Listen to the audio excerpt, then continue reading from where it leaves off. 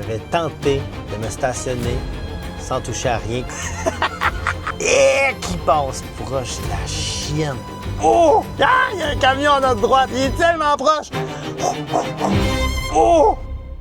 Derrière moi, il y a un beau GMC Yukon AT4 avec le moteur 3 litres turbo diesel. Ouh! C'est le moment de te parler de ce véhicule-là qui est un beau gros SUV qui est capable de tirer des bonnes charges, qui a du luxe et qui est très puissant. C'est parti!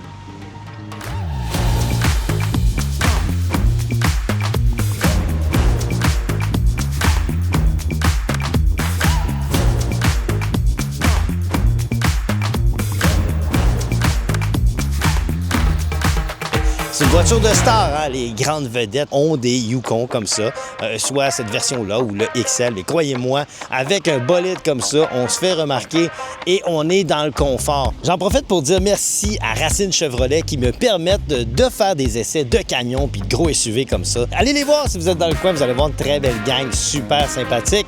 Et j'en profite aussi pour dire merci à Attache et Remorque Label. C'est une belle gang qui nous ont prêté une belle remorque pour qu'on puisse faire des essais routiers.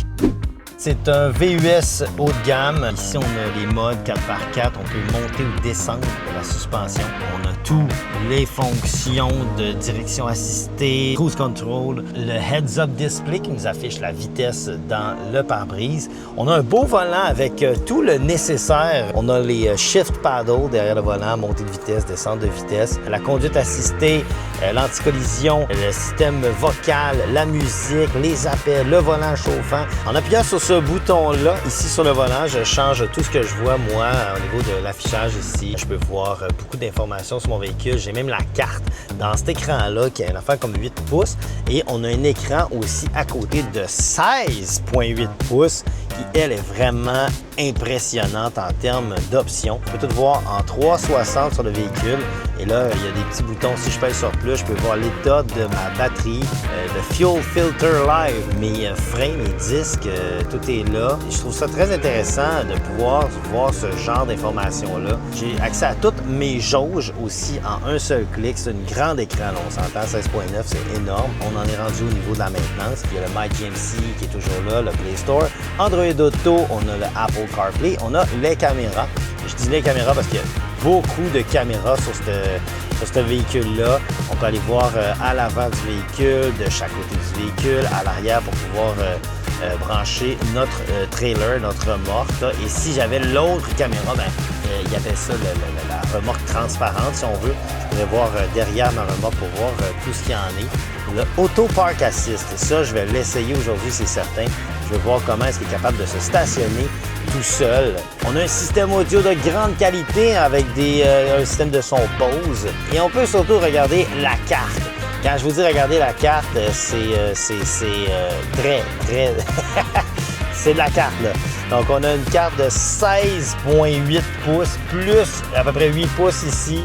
On a une belle grosse carte et le moteur à derrière, on voit que c'est du luxe. C'est très réactif, un très bon processeur de ce côté-là. Je veux parler de l'espace parce que c'est un véhicule qui a énormément d'espace à l'intérieur avec le toit panoramique plus haut, toutes les fonctions justement du toit panoramique qui sont ici. On regarde ici le rétroviseur, c'est un écran. Évidemment, c'est pas un vrai miroir, hein, mais si je veux, je peux le transformer ici pour éviter, pour éviter d'avoir pour avoir un vrai miroir finalement.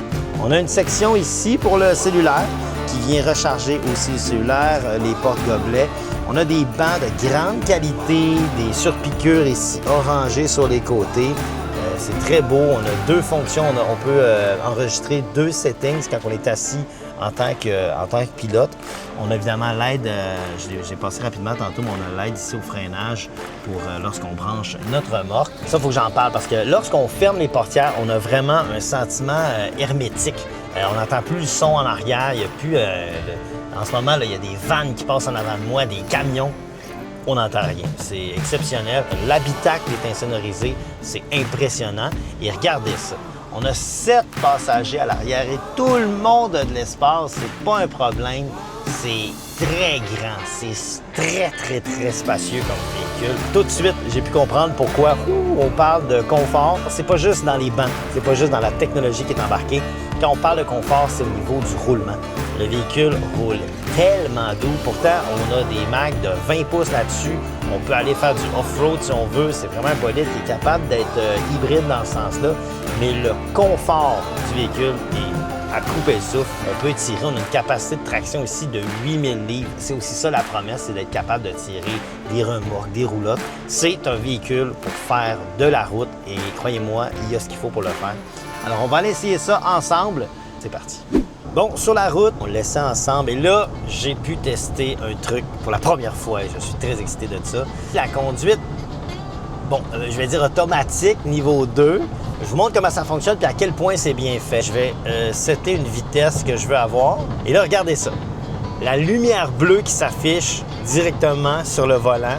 Et en ce moment, je ne touche à rien. Mais la beauté de tout ça, c'est mes pieds ne touchent pas ni au frein ni à l'accélérateur.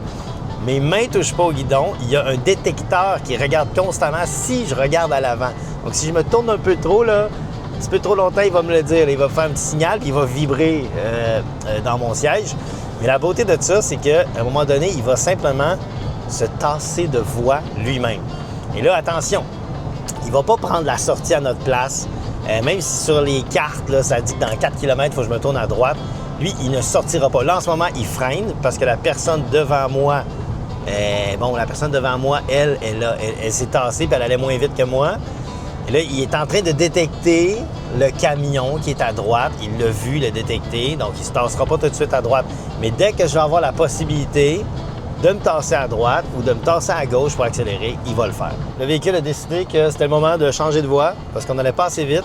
Alors, il a mis le clignotant, il a vérifié les angles morts, il vient de changer de voie et là, on se met à accélérer de nouveau.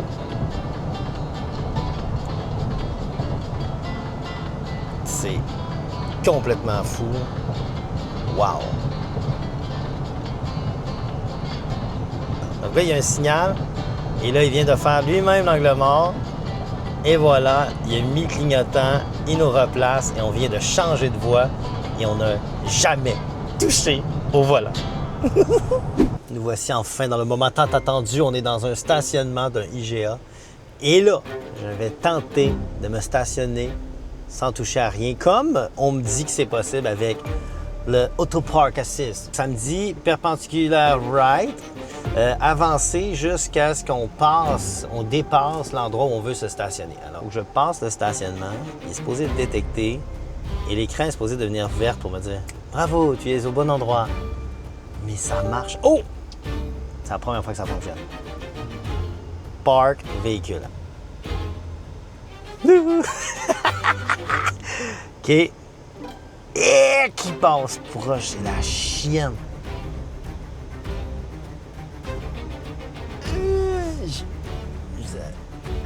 C'est lui. Et qui passe proche. Qu'est-ce qu'il... Il abandonne, quoi? Qu'est-ce qu'il fait? Oh, attention. What, mec? Il se reprend d'avant pour finalement se reprendre. Oh mon Dieu! C'est terrifiant! Ah! Il y a un camion à notre droite! Il est tellement proche! Oh! Mais c'est insensé! Voyons donc! OK.